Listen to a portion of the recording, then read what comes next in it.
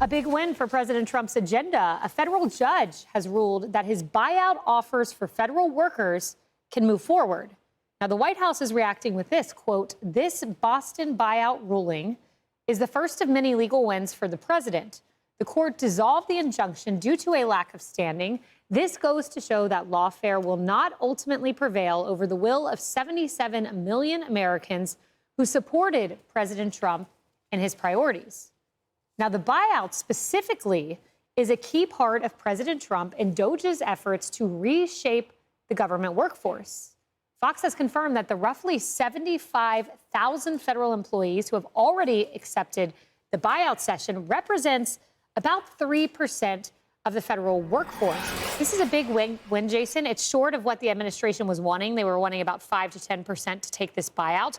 They're ultimately looking, according to reporting, 30 to 40% reductions within each agency, which I love to hear. But it's a small step in the absolute right direction. It is. And look, I feel for the people that have to get a new job, but they should have seen this coming a long time ago. And the idea, this is severance. They could have just given them a 2-week notice. This is very generous to have the taxpayers have to pay for 8 months so they can go out and get a new job.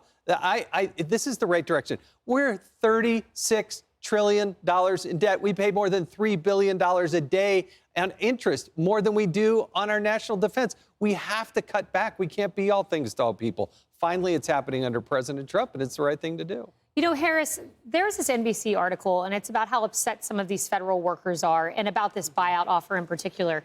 And when you read to the very bottom, I saw this quote, and it was from a Veterans Affairs employee. And I could believe it, but I hated that I had to believe it. Here's what he or she said. "A lot of us are going to stay out of spite.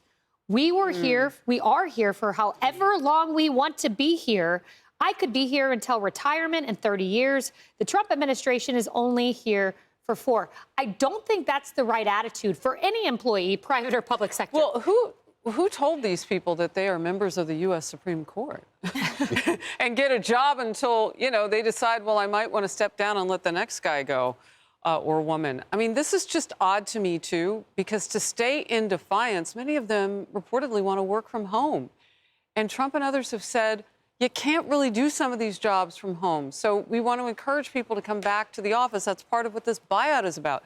So when they say they're going to stay, are they going to stay in defiance of, well, you're not in the office anymore? It's hard to protect your job if you're not coming to work. Yeah. Studies have been done. If people don't see you, they don't think about you for promotions, whatnot. But what are they going to stay and do if Trump phases some things out? What are they going to be doing? Yeah, we need energy and excitement, Emily. We need people who are wanting to be innovative. And that's why I love the federal buyout. I mean, if you're not happy, if you're just in it for, the salary, go. We will buy you out. We want people who are going to take our federal government to the next level. And the point is the choice. No one at all rammed an unconstitutional lack of choice down a federal worker's throat.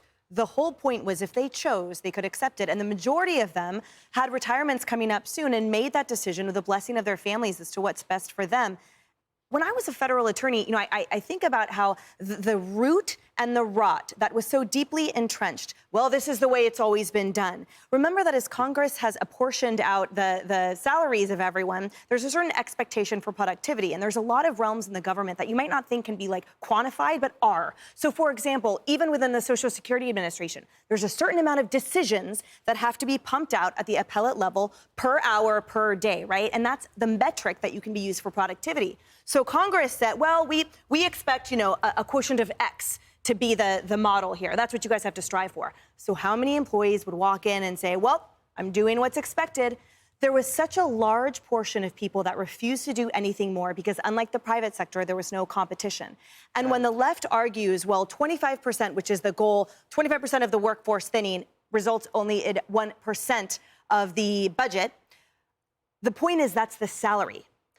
The waste, fraud, and abuse, the inefficiency, the $3 trillion over the last 10 years of federal agency improper payments, the $8 billion a year of Social Security, those are the factors that the salary and the people occupying the seat are just the first domino in that long train to fall. But believe me, all is welcome. And that attitude that you read out, That's the last thing we need in a public servant. Right, we're staying out of spite, Kayleigh. Great attitude. Well, and it's that attitude, that makes Democrats' opposition to Trump's buyout offer so ridiculous in the first place. I can't believe that they made a legal challenge out of this, because you're simply not going to find any sympathy for the argument that people who have been enjoying cushy six-figure salaries for the past however many years and are now being offered a free 8-month vacation at the expense of the taxpayers, these are not victims.